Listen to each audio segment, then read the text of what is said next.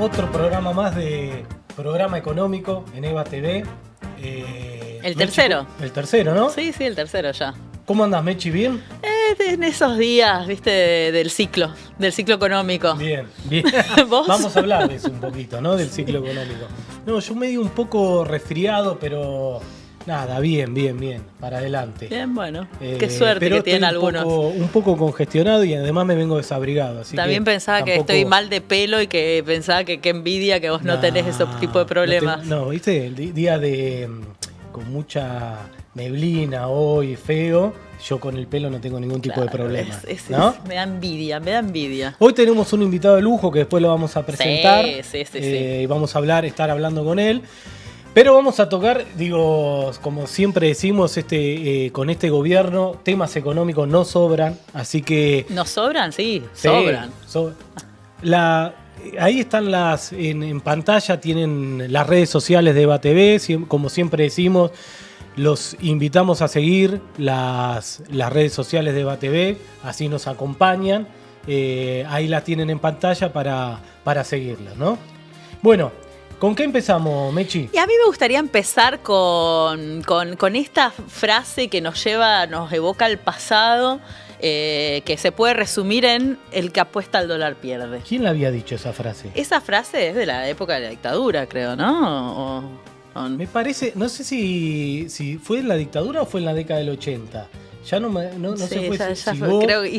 No me acuerdo quién fue, pero sí, 70-80 la frase el que apuesta al dólar. Ya perdí. Pero lo podemos googlear, ¿viste? Después que alguien googleamos. googlee y nos cuente. Pero nos la avise. famosa frase el que apuesta al dólar pierde. Pero ¿por qué lo decimos eso? Y porque Caputo en un momento agarró y empezó a decir que quienes hoy estaban apostando a comprar dólares para cubrirse estaban equivocados, porque después iban a tener que terminar vendiendo todos sus dólares para pagar los impuestos. Bien.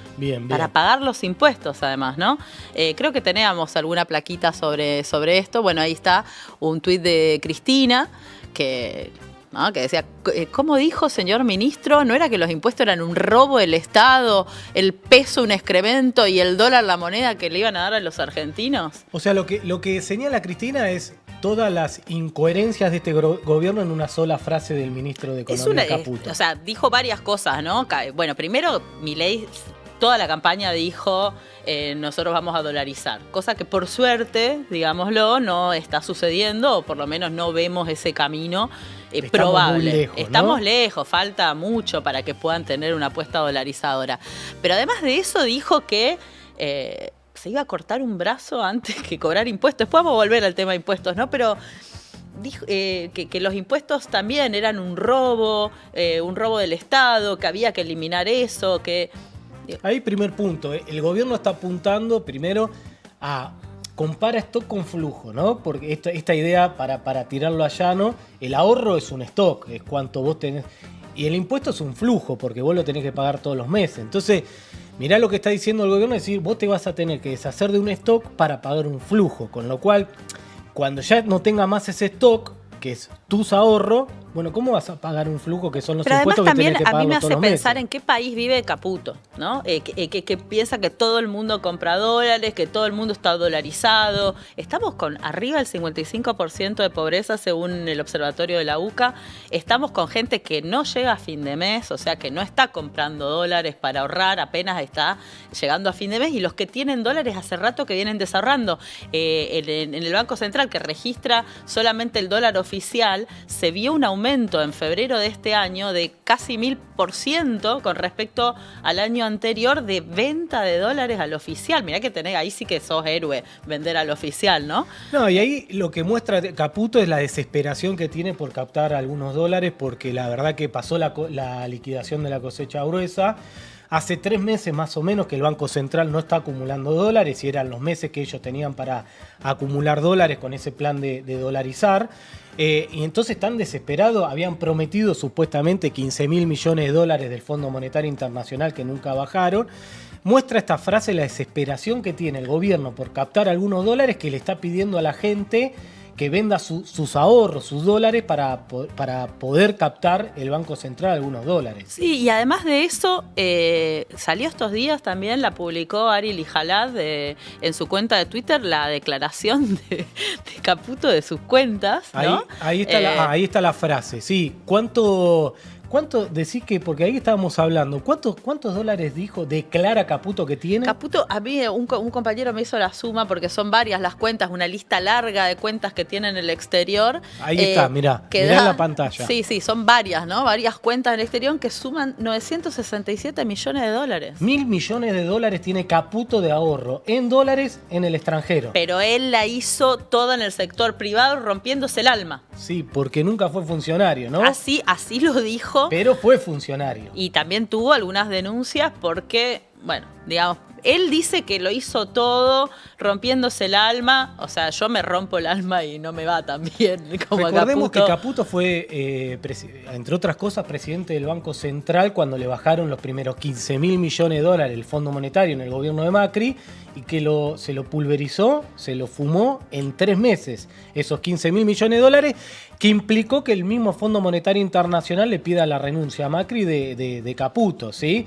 Fue presidente del Banco Central, fue funcionario en el gobierno después de haberle Macri. pasado la motosierra al cargo a Sturzenegger, que lo contamos en el primer episodio, ¿se acuerdan? Que Caputo estaba de ministro de Finanzas, le pasa la motosierra al cargo a Sturzenegger, se mete ahí al Banco Central, hace ese negocio que vos estás contando, le pide el FMI la renuncia a Macri de Caputo, entra Sandleris, si mal no recuerdo, al Banco Central, y entra la Cunza al lugar de Duhovne en Economía. ¿Te acordás al final, ¿no? ¿Te acordás de la foto de Caputo en la playa de Brasil tirado mientras incendiaba todo? Voy a contar una intimidad, pero les va a gustar. Ahí se rompía el alma. Sí, yo tengo un grupo hace mucho tiempo que es un grupo, no sé si lo conoces a Pablo Mira. Pablo Mira es un gran colega que un día quiso mandar como una especie de spam de su programa Dos Tipos de Cambio, un programa que tiene hace mucho tiempo, y se equivocó y creó un grupo. Y en ese grupo vivimos desde hace más de 5 años, creo, como por error. Pero nos quedamos todos y nos empezamos a hablar, ¿viste? Y todos nos dimos cuenta que éramos todos economistas, menos uno que era plomero. Mira.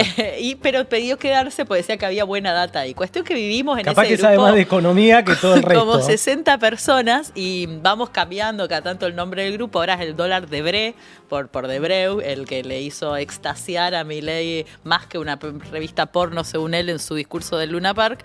Y tiene la foto de esta que vos decís de Caputo descansando, tirado. Tuvo otras fotos, unas lindas postales, un saludo a todos los compañeros del Estaría dólar bueno Debré. que cuando dice me rompí el alma que aparezca esa foto, ¿no? Mientras además, recordemos, esa foto fue cuando se estaba incendiando todo en el gobierno de Macri, cuando estaba la mega devaluación de la moneda, la pulverización de los ingresos. El que se rompía el alma estaba tirado en una playa de Brasil. Se rompió el alma, se juntó 1.000 millones de dólares.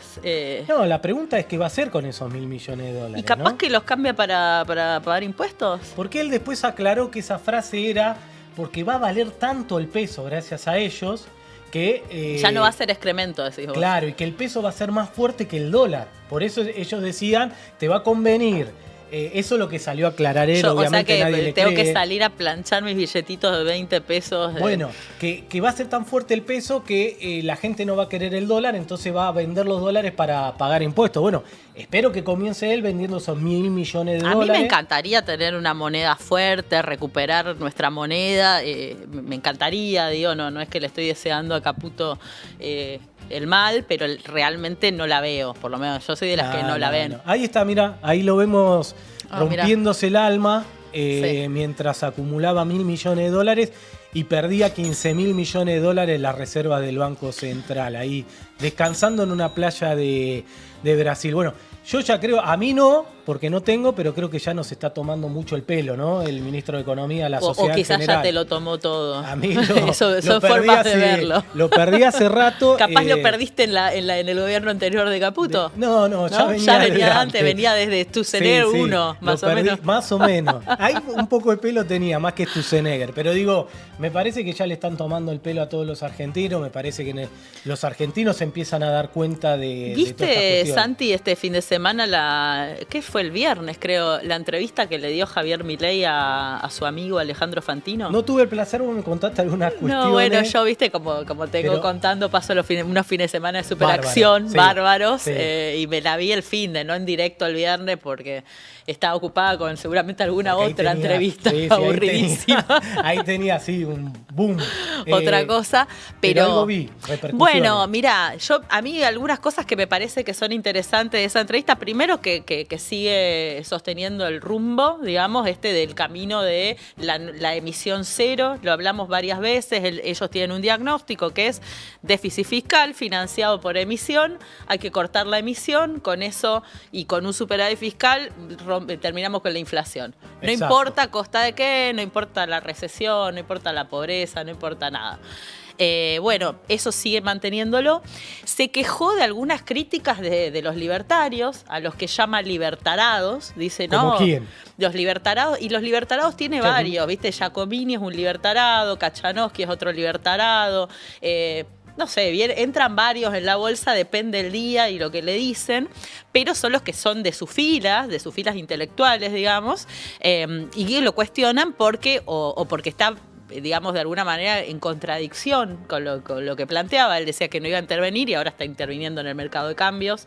Él decía que el peso era excremento, ahora te llama a que te especifiques y vendas los dólares. Bueno, todos los que le señalan algo de eso son libertarados. Tiene otras igual que me gusta y por ahí también quienes nos ven pueden ponernos en la lista, pero hay una que es Liber Egipcio. ¿La escuchaste esa? Sí, lo vi como haciendo así, pero ¿no? Como... La verdad que no tengo el gusto. Porque dice que con una mano reciben las coimas y con la otra, no sé qué harían, la depositarían en el cajero, no sé, no me acuerdo. También criticando a los ex asesores como Espotorno, que decía que buscaba información para su consultora. Bueno, en la entrevista esta con Fantino también se la agarró con otro que era miembro de su equipo de asesores, el osito Teddy, lo llama él. El que industrial textil. Caragosian había salido en una entrevista con Feynman en la que miró hacia el cielo, dijo no sé qué, las fuerzas del cielo, y dijo que, bueno, que como que él no veía la recuperación y que él y sus amigos. Se necesitaba una devaluación, ¿no? Exacto. Y entonces dijo, bueno, los citote, o sea, Potorno sacaba data para su consultora y Caragosian hacía el lobby para su sector. Su industria. Claro, entonces ese también, Econochantas son otros que usa. A mí lo que me llama la atención, sinceramente, que ya estamos naturalizando que insultó, dijo ratas, coimeros, degenerados fiscales a los diputados y senadores de la nación. A los economistas le dicen libertarados, liber egipcios, econochantas, empresauros. Dijo eso venían eso igual, me acuerdo, Esper también venía con ese. Sí, pero digo, discurso. Es como, él es presidente hoy, ¿no? Y sigue diciendo todo eso. Decía el otro día en la entrevista de Fantino, a mí me llamaba la atención, le decía, ¡son imbéciles! Gritaba, ¿no? La otra que también se contradice con su filosofía era lo de le dejamos el culo como un mandril. A los tipos criticando al Banco Macro. Porque había ejecutado un put. Porque supuestamente estaba haciendo negocios en el mercado, para lo cual ellos, que son liberales, estaría bien visto que un banco que ve que más negocia hacer una cosa que otra, lo haga, pero ahora no, supuestamente le estaban haciendo un golpe de mercado, le querían llevar, eso sí lo escuché, le querían llevar el dólar. Vos escuchaste de segmentado. En las redes sociales, sí, que querían llevar el dólar a no sé cuánto, entonces ahora ya no es más el mercado, son especuladores, golpistas, que antes de ser presidente era como es el libre mercado, dejaba que el mercado fluctúe, que te va a fijar el precio. Ahora no, ahora ya son golpistas y el Banco Macro más o menos le quiere hacer un golpe de Estado. La verdad es que me llamó la atención la entrevista con Fantino, empezó más o menos moderado, contando cosas, qué sé yo. A la mitad de la entrevista empezó el panelista, Milei el panelista, no el presidente, gritando, insultando a todo el mundo, pero te digo, en un abanico muy grande, ¿viste? Porque yo no sé si no entra a caballo entre los imbéciles que lo cuestionan, sí. Digo, ¿no? Como, obviamente no pone nombre y apellido, pero cita textuales de que vos podés encontrar en un montón de gente que no somos nosotros, digamos, ¿no? No es que nos está leyendo a nosotros, está leyendo a los que están en su contexto. De hecho, hasta Fantino le decía, bueno, pero vos sos presidente, tenés que dejar de eso. Dice, no, pero me divierto. Bueno, lo marco porque yo creo que estamos naturalizando ya demasiado este tipo de comportamiento. Es muy, anula cualquier tipo de debate.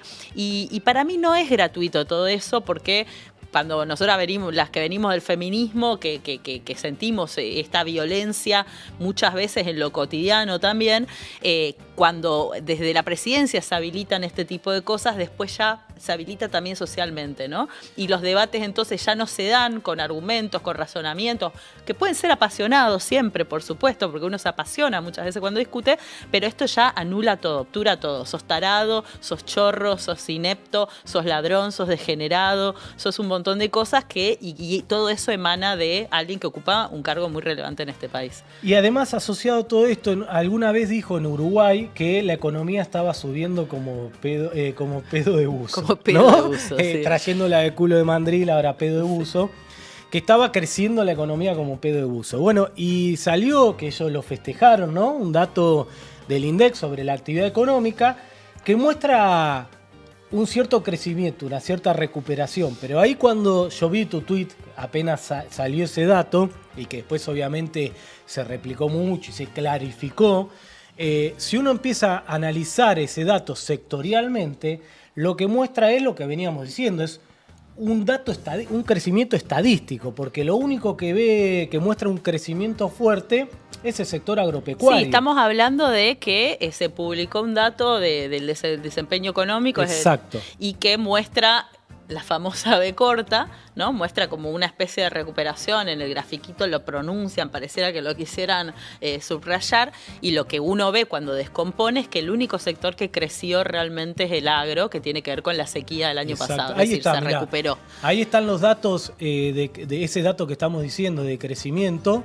que mostró el gobierno festejando, y ahí está desagregado en términos sectoriales. Sí, fíjate, el primero, que es la barrita azul esa que ocupa, que te ocupa todo el gráfico. El sector agropecuario. Ese es el sector agropecuario, que te está mostrando que tiene un crecimiento de 103,3%, quiere decir que es una recuperación gigantesca frente a lo que pasó el año pasado. Y después ves algunos que son chiquititos sus movimientos en términos positivos, y después todos los demás son sectores que están cayendo. Sobre todo la industria, que sigue en caída libre. La industria, la construcción. Claro, que son los dos sectores mano de obra intensiva, además, porque el sector agropecuario crece pero genera muy poco puesto de trabajo. No quiere decir que no sea bueno que crezca, pero no genera los puestos de trabajo sí, pero, que sí genera la pero digo, construcción ya usar la palabra crecimiento es más bien es una recuperación, ¿no? Se está recuperando el agro de lo que le pasó el año pasado. Pero era que decíamos, sí iba a tener una recuperación estadística porque era un sector que sí iba a crecer por obviamente lo que vos decís, que el año pasado para ese sector fue muy malo por la sequía, y bueno, ese sector creció tanto que compensa la caída de los otros. De hecho, lo que decían algunos que analizaron más en profundidad los datos que yo, que miré solamente lo que puso el INDEC, decían que si descartás el agro, tenemos una caída de 5 puntos todavía. Exacto. Es decir, que más que sobrecompensa, si vos descartás lo que le pasó al agro, hubieses caído 5 puntos. Por eso me parece que no hay nada, el gobierno no tiene nada para festejar. Todavía. Bueno, igualmente también, y ya que estamos hablando de datos y del ar fino, estaban festejando superávit gemelos. Sí, ¿Te acordás exacto. que se hablaba de superávit gemelos en la época de Néstor, cuando Sí. la economía argentina le estaba yendo bien? Superávit gemelos quiere decir, vos tenés superávit fiscal y tenés superávit en la balanza comercial. El superávit fiscal es lo que ya venimos explicando, un dibujo de no pagar a las eléctricas en su momento, después pisar la caja de los jubilados, Sí, no hacer obra pública, frenar el 89% de la obra pública. No transferirle a las provincias, a las universidades. Etcétera. O sea, tenés un superávit ahí lleno de matemagia y cosas que te da unos puchitos positivos. Y ahora dicen superávit comercial, ¿Qué pasó con el balance comercial? El balance comercial es lo que el país exporta menos lo que el país importa. Exacto. Las exportaciones crecieron un poco por esta recuperación que estamos viendo del agro, pero se derrumbaron absolutamente todos los rubros de la importación. Bueno, eso marca la crisis económica, porque cuando hay crisis no se importa. Entonces Es que se cayó los bienes de capital, cayeron los insumos, cayeron los productos de consumo. Hago un punto. Bienes de capital son las máquinas, quiere decir que no hay inversión. Eso que ellos siempre Exacto. dicen, fíjate, un gobierno pro inversión, cae la inversión. Y por eso no hay importaciones de máquinas. De fertilizantes, insumos, bienes de consumo, o sea, es decir, la importación que puede hacer una familia o una empresa para vender productos. Está tan parada el consumo y está tan parada la actividad productiva que lo que estamos viendo en la balanza comercial es un reflejo no de una mejora en términos de productividad, de nuevos mercados, de ubicación de tus productos, de una política productiva, digamos, que alienta las exportaciones, etcétera, sino que estamos viendo el resultado de una recesión que se deja mirar por la parte de la importación. Por eso está bueno en algún momento discutir, nadie está en contra de los superávit gemelos, y mucho menos, sino la discusión es cómo se logran ese superávit gemelo. Exactamente. Porque en la época de Néstor, que había superávit gemelo, también había crecimiento económico, también había generación de puestos de trabajo, el superávit fiscal se lograba por aumento de la recaudación gracias al crecimiento económico, el superávit comercial se hacía en un contexto de expansión de la economía, no retracción. Entonces nadie discute la importancia de si podés tener superávit gemelo y todas esas cuestiones, sino la discusión es cómo se logra. Yo no quiero superávit gemelo con una caída abrupta de las importaciones por la recesión económica, ni porque tengas superávit fiscal porque estás ajustando, no estás haciendo obra pública, ni estás transfiriendo a las universidades, y mucho menos. Entonces, la discusión es cómo se logran esos equilibrios macroeconómicos. El gobierno ha definido lograrlo con recesión económica. ¿Cuál es el resultado? Que ese superávit gemelo lo está pagando el argentino, el trabajador, la clase baja, el humilde, la clase media. Ellos están pagando el superávit gemelo. Van a tener que vender los dólares para pagar los impuestos, no como Caputo, que se está rompiendo el alma ahí en las islas no sé qué, para acumular los $1.000 millones. Y ahí te llevo a otra cosa, porque yo me acuerdo otra de las frases de Milei, que era, si yo aumento un impuesto me corto el brazo, ¿no? ¿Cuándo dijo eso? Cuando está en plena campaña. Yo no lo vi. Yo creo que lo trajo a Scioli para que los dos, para no ser solo él que mirá, esté sin yo un brazo. pensé eso y dije, yo no puedo decir esas pero cosas. Para mí la incorporación de Scioli tiene que ver con eso, que no quede él solo sin un brazo, porque... Pero ¿y se cortó el brazo Milei ahora? Porque lo que yo sé es que está poniendo de nuevo un impuesto. Bueno, y ahí vamos, volvió y se reglamentó nuevamente el impuesto a la ganancia. Yo quiero ver esa frase. A ver, ¿la tenemos esa frase? Yo creo que la teníamos, ¿o no? Me parece que teníamos. A ver. Antes de subir un impuesto me corto un brazo. A ver, de nuevo. Antes de subir un impuesto me corto un brazo. Mirá qué serio que lo dice. Y enojado. Me corto un brazo. Mirá. Bueno, esperemos. Antes de subir un impuesto me corto un brazo. Fue una promesa eso, entonces lo tendrá que cumplir. También me acuerdo que él, cuando era diputado, el año pasado, ¿cómo votó? Votó por la eliminación del impuesto a las ganancias. Exactamente, votó para eliminar el impuesto a la ganancia con un discurso que decía... Medio zurdito era su discurso. No sé, pero bueno.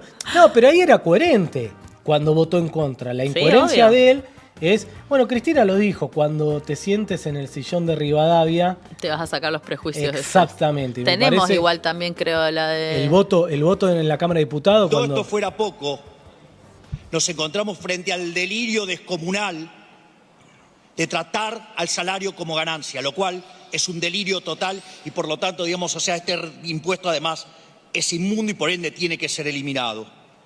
Que este impuesto es inmundo y tiene que ser eliminado. Exacto. SIC, ¿no? Yo lo que digo es, van a partir de la reglamentación que hizo el gobierno, aproximadamente cercano a 1 millón de trabajadores, 900 trabajadores, ¿no? 900.000, van a volver a pagar impuestos a la ganancia en la Argentina.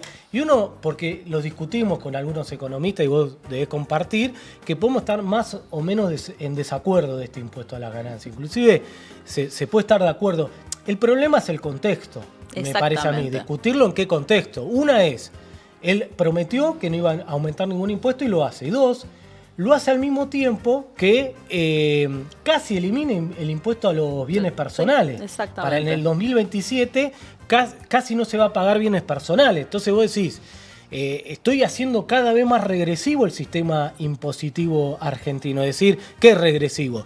Que va a seguir aumentando la carga impositiva sobre la clase media, media baja, y no sobre la clase alta como los caputos de la vida. Entonces vuelve a ser un sistema tributario cada vez más, es un sistema tributario regresivo, pero él profundiza Sí, la regresividad digamos impositiva. que hoy por hoy la mayor parte de la recaudación es a través del IVA, del impuesto al valor agregado, ese impuesto que pagamos todos y todas cada vez que vamos a hacer alguna compra de supermercado, de ropa, de lo que sea.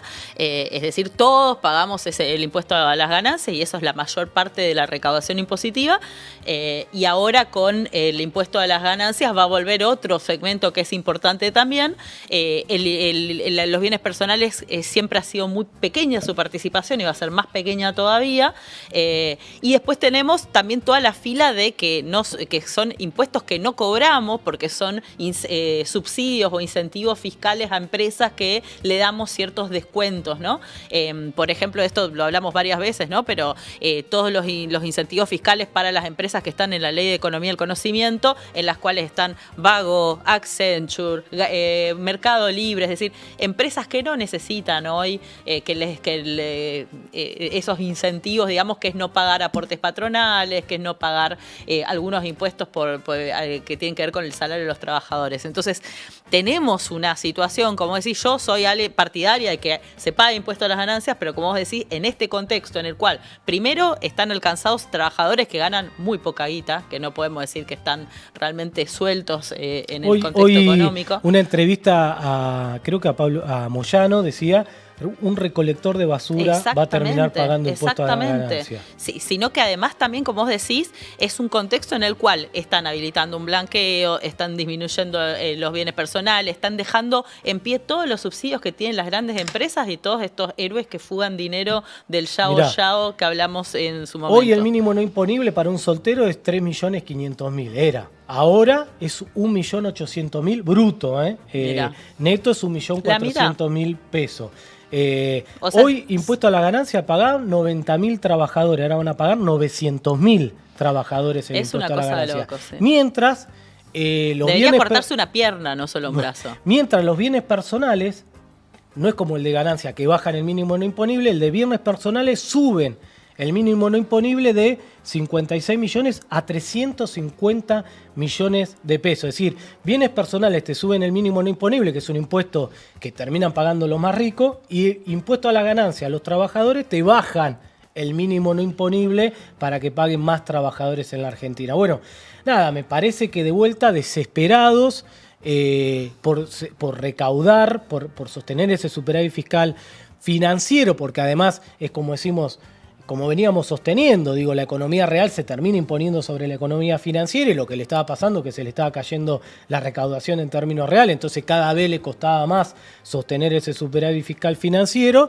Bueno, vuelve mucho más regresivo el sistema tributario y otra vez todo lo contrario a lo que vino diciendo en campaña. Se vuelve a contradecir.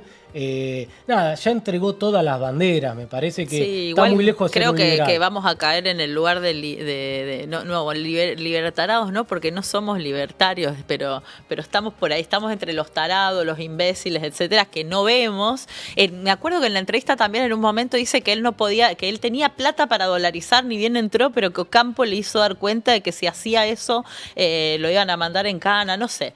Ya es una cosa, de hecho también esta última, que me acuerdo que dijo que en realidad a los que cobran planes, viste que están congelados también, el potencial trabajo está congelado desde que él asumió el monto, pero él dice que en realidad están cobrando el doble. ¿Por qué? Porque dice que antes tenían que ir a mostrar que tenía alguna condicionalidad el recibir ese plan y cuando la mostraban le sacaban la mitad de la plata. ¿no? Es como que alguien se Por la eso, sacaba. Entonces con ese ahora, supuesto, claro, cobran el doble. ahora como nadie les saca porque Claro. ellos eliminaron la condicionalidad, el que recibe el doble. Claro, con sacando ese supuesto. Les digo sinceramente que si tienen unos fines de semana tan divertidos como los míos, se regalen esa entrevista porque van a ver al Milei panelista, que yo lo tenía un poco olvidado, y con una serie de manifestaciones metafísicas y bizarras que creo que son de colección. O sea, ya 7 meses y ya me parece que entregaron todas las banderas. Y el problema no solo que entregaron las banderas, y después lo vamos a hablar con el invitado, sino que además no le estaría funcionando la economía. Pero ¿no? invitemos a nuestro invitado a que se sume. Ahora lo vamos a invitar, lo presentamos, que pase Roberto Feletti, que es nuestro invitado. Vamos a charlar con él y vamos a profundizar todos estos temas. Bienvenido, Roberto. ¿Cómo estás? ¿Cómo va? ¿Bien? ¿Cómo están?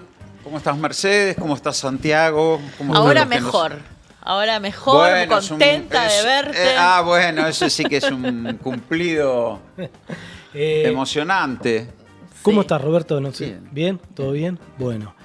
Empecemos por el principio. ¿Cómo Yo está? tengo una pregunta para dale, el principio. perdón. Perdón, No, porque no, yo ahí. canté. Sí, Ellos venía. ya hablaron, ahí ya rosquearon sus cosas, pero yo dije, yo tengo una pregunta Tiene para un dato hacerlo. duro, ¿eh? Sí, Tiene tengo que un a mí dato me lo duro. dije, yo le digo, no se lo tiraría en el aire. A ver. Sí, Pero, mira, bueno. yo estuve googleando, ¿viste? Porque a mí me gusta ver a los invitados, por dónde le podemos entrar. ¿Y de qué signo sos vos? De Libra. De Libra. ¿Y de qué día cumplís años? 22 de octubre. Ah, mira, ¿sabés quién cumple años el mismo día que el señor? No sé. Milei. Es una tragedia Yo- que No, igual te digo, para compensar en el equilibrio de las fuerzas, ¿sabes quién más cumple años ese día? ¿Quién? La compañera Juliana Di Tulio. Ah, cierto, Ah, Juliana. ¿ves? Con que lo eso equilibramos festejábamos un poco. juntos cuando estábamos juntos en la Cámara de Mirá, Diputados. ¿sí? mirá, bueno, ahora podés sumarte a festejarlo con Javier Milei también. No creo que me invite. La verdad que cuando me dijo este dato, digo, Roberto es un amigo, no se lo tiremos al aire. Pero bueno, cumplís el mismo día Sí, que Milei. sabía, me lo hicieron saber muchos. Bueno, Mirá.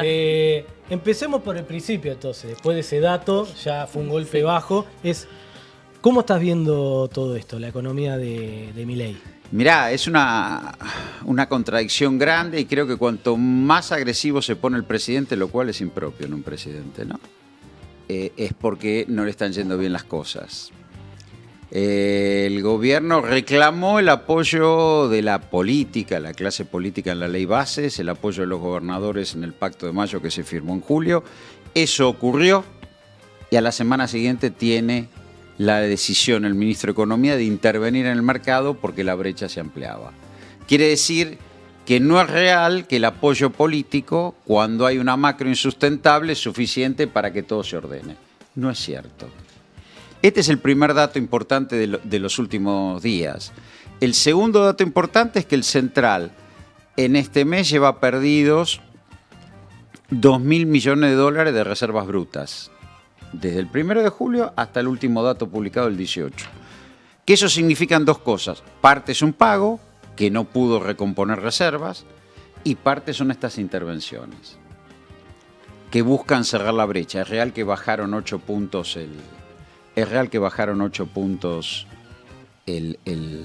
la brecha con el contado con liquidación, 8% bajó. También es real que el riesgo país, si bien hoy bajó, subió un 3%, y es real que las acciones bajaron un promedio de casi el 10%. O sea, la Es brecha decir, iba a bajar porque empezaron a intervenir. bueno, pero el Era el punto objetivo, ¿no? es cuando no hay dólares, cuando vos no acumulás dólares de 29.000 a 27.000, 2.000 millones de dólares en julio de pérdida, es fuerte en términos de reservas brutas. Cuando vos intervenís, ¿para qué estás interviniendo? ¿Qué es lo que está pasando? No hay confianza en el mercado después que el presidente tuvo 2 resonantes éxitos políticos. No hay confianza en el mercado después que la conflictividad social en este mes ha sido baja. Digo, ¿qué es lo que ocurre? Ocurre que hay una macro insustentable primero, porque estos devaluaron 118%, Caputo devaluó 118%, y la aceleración de precios se comió la devaluación competitiva. En abril, cuando llegaba el momento de liquidar la cosecha, le dijeron, este dólar no nos sirve. Y por más que hoy se dieron algunos besos en la mejilla con la mesa de enlace, la realidad es que la liquidación del primer semestre del año de la cosecha, datos de Seara, son 11.000 millones de dólares, iguales que con la sequía. Que el año pasado. Exactamente. O sea que para que todos tengamos claro, 2022 al primer semestre se habían liquidado 15.000 millones de dólares. Con la sequía 2023, 11.000. Sin la sequía 2024, 11.000. Hay una resistencia a la liquidación. ¿Por qué? Y con Porque los datos que estábamos mostrando hace un ratito, con además. 118% de devaluación más el crawling peg. Alguien que puede pensar mal, digo, yo no acuso, pero puede pensar mal, no es la primera vez que el ministro Caputo, lo hizo cuando era ministro de Finanzas y presidente de Banco Central, liquida reservas para facilitar la salida del capital de corto plazo especulativo. Esto que decíamos, cuando fue el presidente del carry Banco Central. trade. Sí, esta vez aquella vez lo hizo con la reserva del fondo, Exacto. esta lo hizo con la propia, digamos, del gobierno. La que acumuló. ¿Alguien le podría decir al presidente lo que está pasando? Porque en pleno momento de liquidación de la cosecha, que más o menos es el segundo trimestre del año y se extiende un poco hasta agosto, pierde reservas, bajó la brecha no tanto, y hay pérdida de valor de las acciones y pérdida de valor de los bonos. Es decir, que hay agentes económicos que venden bonos, venden acciones y van al contado con liqui. Esto es algo que si vos agarrás lo que llamamos el carry trade, si vos te hubieras comprado, lo que pasa esta vez lo hacen contraprecios, si vos te hubieras comprado un bono ajustable por inflación, salías del contado con liqui y comprabas un Bonser en enero. Lo volvías a vender en julio, ganabas 40% en dólares. Contra el contado con liqui. Una barbaridad. Lo que pasa es que todo el mundo ve que esto no da para más y se tiene que ir. Y acá aparece alguien facilitando una salida ordenada. ¿Y qué sería una salida ordenada? Y vendo dólares de las reservas para que alguien deshaga su posición en bonos, por eso sube el riesgo país, o deshaga su posición en acciones y se vaya. O en plazo fijo, en depósito a plazo fijo. Lo que vos te estás planteando es un gobierno en retirada y te quedan 3 años y medio de este gobierno. Me parece, yo no quiero, porque si no después uno puede ser un acusado ministro en retirada. Bueno. Uno puede ser acusado de golpista. No. Yo lo que digo es que el gobierno tiene 2 ejes. Un eje estructural, que es una reforma integral del país a partir de lo que se conoce como ley bases y cuyo punto nodal puede ser el régimen de incentivo a las grandes inversiones, y tiene un programa de corto. El programa de corto está fallando. No acumularon reservas, hay tensión respecto de cómo van a afrontar los pagos de deuda el año que viene. La revisión del fondo en septiembre no parece serle favorable, por lo menos por lo que dicen. El ministro Caputo aseguró que iban a tener un apoyo extraordinario del fondo y, como buenos burócratas, el fondo debe estar diciendo, hasta que no se sepa quién es el presidente de Estados Unidos, yo no desembolso nada. Digo, hay un fracaso del plan de corto. ¿Y para vos qué están esperando? Porque todos dicen, especulan con que, bueno, gana Donald Trump, se salva, lo financia Falta Milei. mucho. Pero eso es ¿no? realismo mágico. Puede ser que gane Donald Trump. Ahora, que gane Donald Trump no quiere decir que mecánicamente reproduce el apoyo que tuvo con Macri. El apoyo que hubo con Macri hay que leerlo también en clave de lo que ocurrió en Brasil. Un desplome del gobierno de Macri, una salida desordenada del gobierno de Macri producto de una enorme corrida cambiaria como tenían en el 2018, hubiera impactado negativamente en las posibilidades de Bolsonaro. Recordemos que la elección de Brasil fue octubre del 2018 y había reunión del G20 en diciembre. No podían permitir un desmadre del gobierno de Macri. Claro. Y estaba jugando ahí. Hoy no sé si el escenario internacional es el No, mismo. además también Macri tenía relaciones personales con Donald Trump. Sí. Milei dijo en la entrevista con Fantino que él no tiene el teléfono, que no tiene relación personal, que él está alineado a Estados Unidos y que no importa si gobierna un demócrata o un republicano, él va a estar alineado. Yo lo que diría es, respondiendo la pregunta a ustedes, es: el Fondo Monetario Internacional dice que este tipo de cambio que tienen que unificar y salir del cepo, con lo cual todos sabemos que va a ser un tipo de cambio más alto si dicen eso. El sector agropecuario ha mostrado que este tipo de cambio no le genera incentivos para liquidar y en la medida que su espalda financiera da, aguantan la cosecha.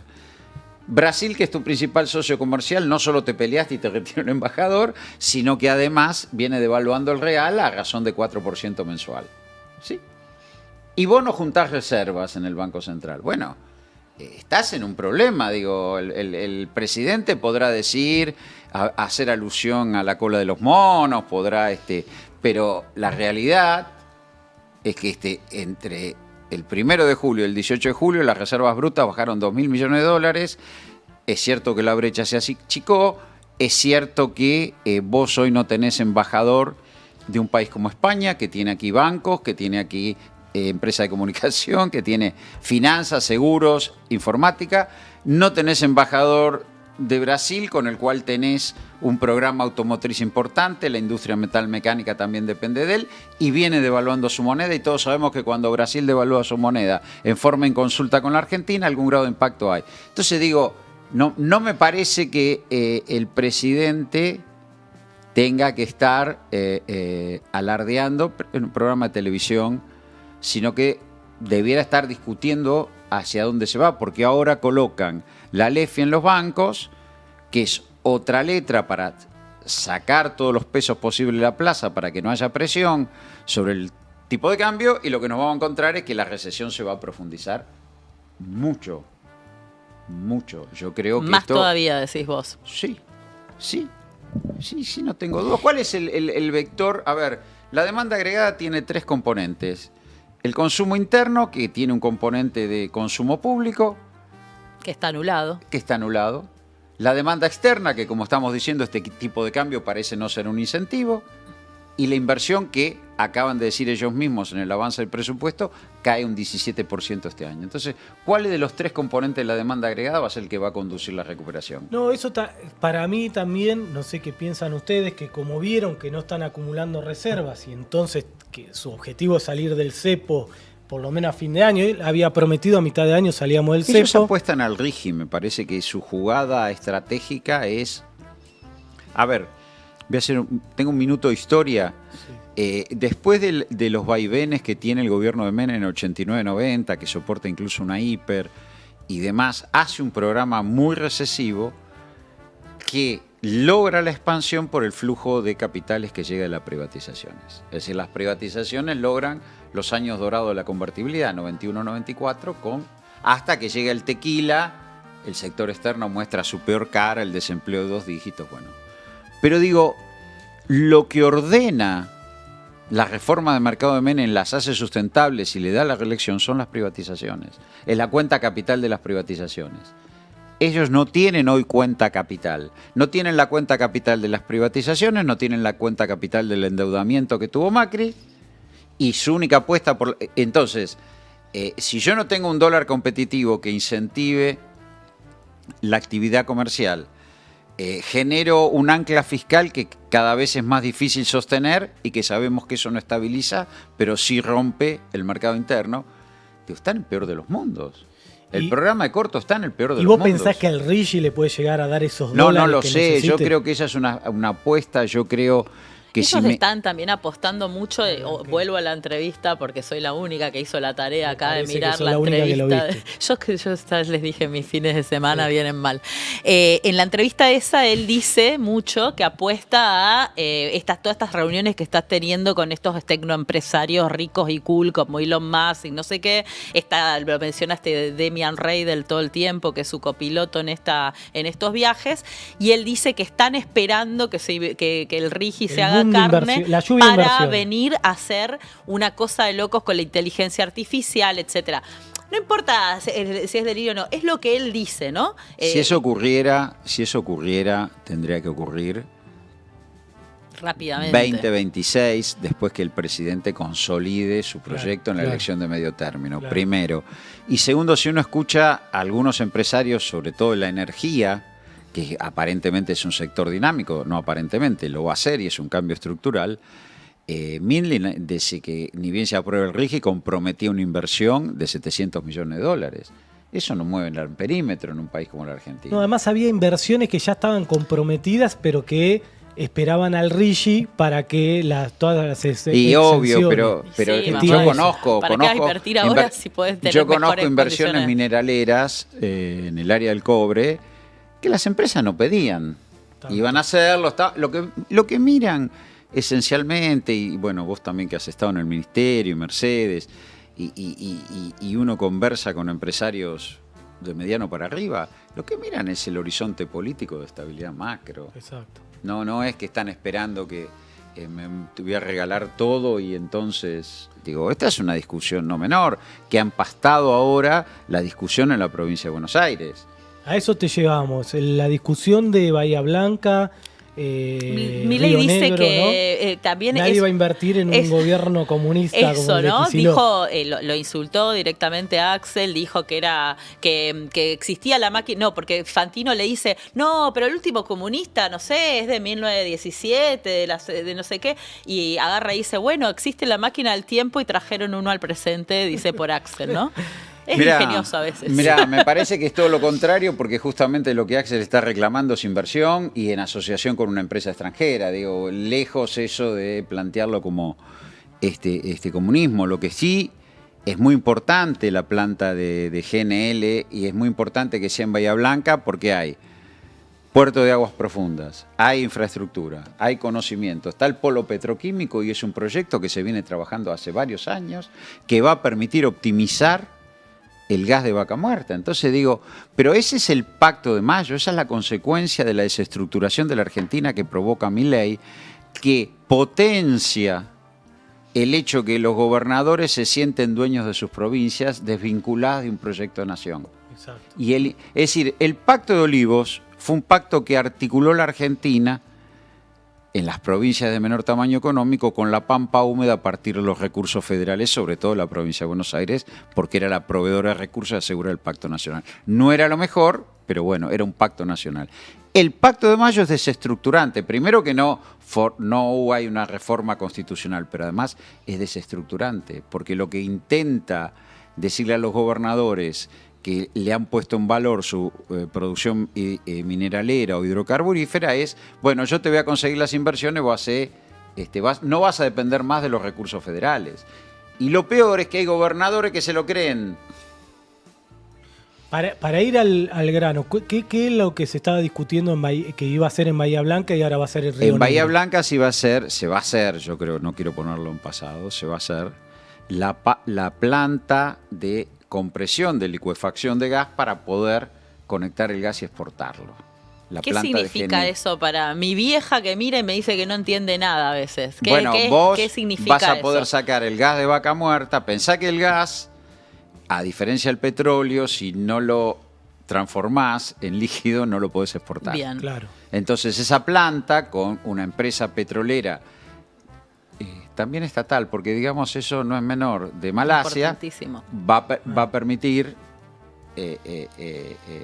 armar ese proceso por el cual Argentina va a ser un exportador de gas natural licuado. Ese proceso, nosotros somos importadores, pensemos que nosotros expandimos durante la gestión de Néstor y Cristina muy fuerte la generación secundaria térmica y requerías el gas para mantenerla. La energía deja de ser una restricción para transformarse en un factor de potencia.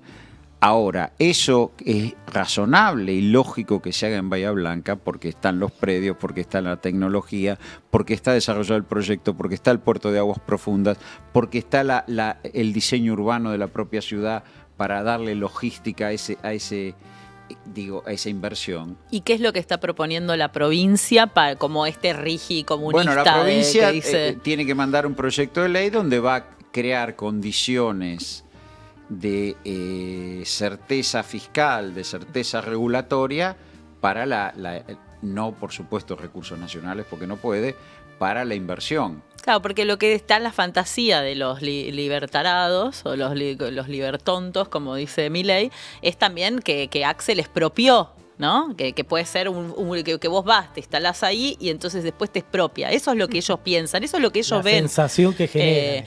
Claro, entonces ellos lo que hacen es alimentan esa expectativa de que si vos le ponés la planta ahí, este loco después te la va a expropiar como hizo con YPF y no sé qué, viste, como hacen todo eso. Yo lo digo también porque tenemos que pensar cómo desarmar esos argumentos. Digo, a ver, la intervención estatal en la economía pasa en todas partes del mundo y no tiene que ser tomada como algo negativo, porque si no tenemos que comprar el discurso libertario. Por eso mismo, y la realidad ¿no? es que el mercado no asigna eficientemente recursos y la realidad es que los monopolios no son buenos. Y la realidad es que hay que hacer costos para no validar sobre ganancias, porque si no hacemos nada de eso, entonces lo que legitimamos es que una empresa fije precios y el que puede comprarlo compre, el que no se muere. Eso no es lo que nosotros queremos. Ni creemos, no es eso. No es el mercado asignando recursos libremente y el que gana, gana y el que muere, muere. Digamos, eso no lo vamos a convalidar. Yo inclusive desde mis convicciones religiosas tampoco, digo, no. Ahora, o sea que yo voy a defender la intervención estatal en la economía. Ahora. Somos varios, me parece. Acá. Ahora, si no hubiera sido por la expropiación de YPF, no estaríamos teniendo el 55% de vaca muerta en exploración y explotación. Exactamente. Entonces, dejémonos de decir tonterías para los que piensan eso, porque es una tontería. Es un castigo al gobernador de la provincia de Buenos Aires. Pero lo peor es que Berreltinec se presta, eso bueno, es lo peor. Sí. Que tenés un gobernador berreta que lo único que quiere, yo voy a defender Río Negro. Digo, esto es la pérdida de homogeneidad de país, donde los gobernadores debieran plantear un proyecto de nación. Esto viene de la discusión de la Constitución del 94, cuando le daba los recursos naturales a las provincias. Exacto, el subsuelo. Y ahora los gobernadores, hacen todas discusiones provinciales. Dos no tragedias. nacionales. El subsuelo en poder de las provincias y la autonomía de la Ciudad de Buenos Aires, que te clavó 2 presidentes. Exactamente. 2 tragedias. Exactamente. Vos sabés que acá tenemos una costumbre que es de, hay una pregunta que yo le vengo ganando por goleada a Santi, que a él no le gusta y me termina robando puntos siempre, que te dejo que la hagas a ver qué Primero respuesta tenemos. vamos a la recomendación de los libros y después vamos Nos queda poco tiempo, yo diría que Resumiendo, metemos junto todo. Nosotros le pedimos siempre a los invitados rápidamente que recomienden libros de economía para los oyentes. ¿Vos cuáles recomendás? 2 libros. Las clases dominantes en la Argentina, de Basualdo y Manzanelli, que es una recopilación interesantísima de historia económica en perspectiva de las estrategias de los grupos empresarios. Y creo que es una escuela y creo que Axel también, y Mercedes también, y vos también, todos ese tipo de escuela abrevamos en ella para comprender determinados funcionamientos de la economía argentina. El primer programa lo hicimos con Pablo Manzanelli, así que también quienes nos escuchan pueden mirar ese capítulo. Yo ese lo recomiendo. El libro. Y para el tema deuda, que aborda los canjes 2005-2010, el libro de Mara Laudoña, Los buitres de la deuda. Me parece que son los 2 libros que yo recomendaría leer. Excelente. Bien. Y la pregunta es, ¿tenemos que tener un programa económico, empezar a armar un programa económico? Y me parece que me parece que sí. Sigo ganando yo. Me parece que sí. ¿Por qué si yo soy la que está a favor y vos estás en contra? Sigo ganando. Porque si no resignamos Roberto. la capacidad del Estado de asignar recursos en la economía. Tomá. Es lo que yo te dije el primer día del programa y vos me decías no. Voy a debemos pedir la tenerlo. ficha técnica, voy a pedir que me pasen después. El archivo, la próxima voy a traer el archivo. Acá. Pidan el archivo. Para la próxima el No, archivo. yo le recuerdo a 3-0 voy Mechi ganando. que me acuerdo una vez Néstor diciendo yo no tengo programa económico. Tengo Y yo me acuerdo como Perón ideas, hablando de y después programas vamos viendo. quinquenales. Pero bueno, nada, es una ¿Qué discusión. sé pero yo me acuerdo de los programas sí. quinquenales, me acuerdo de Cristina también diciendo, tenemos que tener un programa económico, pero bueno. Bueno, y ahora, ¿qué a todos los invitados le hacemos? ¿Qué propuesta empezamos para nosotros desde este programa? Vamos a armar el programa económico. Sí, ya tenemos Como 2 quiero yo, propuestas. como quiero yo. Tenemos una de Pablo Manzanelli, que es la regulación de la actividad de los grandes ahí grupos está, económicos. que él dice, bueno, hay que tener nuevas reglas de juego para que la estrategia de los grupos económicos sea funcional a un modelo de país con Cosa que comparto. inversión, industria, crecimiento y justicia social, ¿no? Esa es la propuesta de Pablo. Después tenemos la propuesta de Noemí Brenta, que ella dice que tenemos que pagar al Fondo Monetario, pero no salirnos del Fondo Monetario. ¿Viste? Argentina es un país miembro y que tenemos que seguir participando. Y para eso... Pero armar un fondo que paguen Los que la fugaron, Claro, ¿no? Hubo un proyecto de ley con esta idea que nos trajo Noemí Brenta. Ahí tenemos las dos propuestas. Y fíjate, la de Pablo ya la fueron votando, tiene cuatro deditos en vez de 5. 4 victorias. 4. La de Noemí todavía está, ahora está abierta la votación de Noemí Brenta y su propuesta, así que Y ahora podés votar vos también si querés. ¿Qué puntaje le das a cada una? Y ahora queremos la tuya para sumar una tercera propuesta. La mía. Pero votame primero las de Noemí y la de Pablo. La de Pablo la voto a favor, porque por aparte la pero hemos del 1 charlado. al 5, ¿qué número? Del 1 al 5, ¿qué número? La de Pablo y 5. Bien. Bien. Y la de Noemí es muy discutible, pero igual yo creo que es un aporte para discutir, pero bueno, ahí yo le pongo un 3 a Noemí. Bien. Bien. Tomamos nota. Muy bien. Gracias, señor Feletti.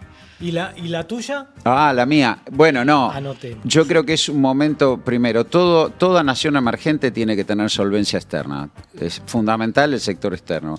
No hay proyecto de nación si no hay un sector externo sólido. Y en ese punto hay dos cuestiones. La inserción internacional, que hay que aprovecharla como nunca porque en las crisis de hegemonía a Argentina le va bien y hoy hay una crisis entre dos grandes bloques y hay un bloque que tiene poder económico, poder político y que quiere jugar con nosotros, que incluso puede generar arquitectura financiera alternativa al fondo y que hay que hacerlo de la mano de Brasil. La mejor inserción internacional que tuvo Argentina fue el acuerdo Lula-Néstor, que nos dio 15 años de sustentabilidad. Entonces, inserción internacional para tener un sector externo fuerte y aprovechar esta coyuntura internacional. Dejémonos de alianzas que no tienen viabilidad. Y el otro punto es la intervención estatal en el sector externo. Es decir, tiene que haber administración de comercio exterior y tiene que haber participación del Estado en las exportaciones. ¿Qué significa administración del comercio exterior? Y tenemos que ver, tenemos que articular si efectivamente la energía va a ser un vector de competitividad, cómo articulamos un proceso industrial en el cual hay que regular qué se importa. Bien. Si vamos a tener una industria desestructurada o no. Recordemos que Argentina fue un importante exportador de autos en la relación con Brasil, aunque fue una balanza negativa, con el sector mecánico bien pago, con los obreros bien pagos. Nunca sacó el peronismo competitividad del salario. ¿Sí? Siempre lo sacó de otros lados. Hoy la energía puede ser un vector de competitividad y vos tenés que administrar por lo menos qué vas a importar. ¿Sí? Porque son un bien escaso y porque a vos no la relación crecimiento del producto importaciones es 3-1. Es decir, que si vos querés que el producto crezca 5%, que es mucho, las importaciones tienen que crecer 15%. Bueno, de algún modo hay que regularlo eso. Si no, te estrangulan. Y por el otro, no es posible que el Estado no tenga intervención en el tema fletes, en el tema seguros, e inclusive yo fui un defensor de la participación estatal directa en las exportaciones con la expropiación de Vicentín. Y van a decir el expropiador. Sí, yo estaba otro expropiador. Yo estaba de acuerdo, porque podrías haber tenido una participación del 10% en ese mercado, que con las que tienen las cooperativas y con la que tiene la estatal china, podrías haber dado otras discusiones, porque los precios internacionales, sobre todo de los alimentos, son muy importantes para los precios internos y yo lo viví como el secretario de Comercio. Yo me acuerdo, vos viniste después de Paula Español en el último gobierno. ¿No? Todos los acuerdos de precio que más o menos habían funcionado en canastas reguladas, con una inflación núcleo que daba 45% en el año, se rompen con la guerra. Y la guerra era girasol, maíz, trigo. Y habías hecho un fideicomiso. Habíamos hecho un fideicomiso para aceite y para trigo. Sí. Exacto.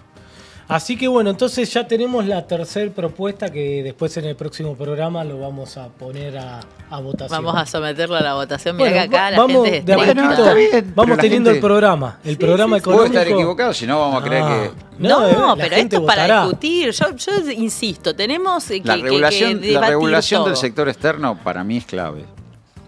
Porque la restricción externa es nuestro principal Sí, si no, no hay problema. estabilidad. Y tiene que haber mecanismos que impidan un grosero endeudamiento. Este Justo es otro estaba problema leyendo de la Marcelo Argentina. Diaman estos días, porque bueno, estoy también en estas diversiones que hago. Estuve leyendo Diaman y pensaba, ¿no? Cómo seguimos con debates que vuelven Sí, una y sí, otra sí. vez. La estructura productiva desequilibrada, justo está leyendo el fin de Bueno, semana. se nos acabó el tercer programa. vez? La verdad que pasa todo muy rápido. Roberto, te agradecemos. No, un ¿La al lujo pasaste contrario, bien? gracias por invitarme. Un lujo. ¿La un pasaste lujo. Al bien? contrario, sí. Sí. Así que cualquier difusión de nuestro programa. Aparte vos proponés todas actividades interesantes como leer a Diaman. Claro, No, sí. un fin de semana. Como ver Milei y Fantino. Un fin de semana. La semana pasada la fue verdad. la peli de Varoufakis. Está bien, está bien. Por suerte se acabó la Copa América, así hago todo lo que vos nos recomendaste el fin de una semana. cosa, Sí, una que perdimos cosa, tiempo antes viendo que a nos Messi, vayamos. viendo a Di Una María. cosa antes que nos vayamos, no me quiero olvidar, este viernes es un aniversario de la muerte de Evita, Ah, así sí. que bueno, también a recordarla Sí, claro. en este canal que se llama Eva TV. Sí, claro. Recordarla el 26, ¿es viernes o sábado? 26 de Viernes, sí, julio. 26 de El julio. viernes. 20-25 de la... Bueno, del día. muchísimas gracias y nos estamos viendo en el próximo programa.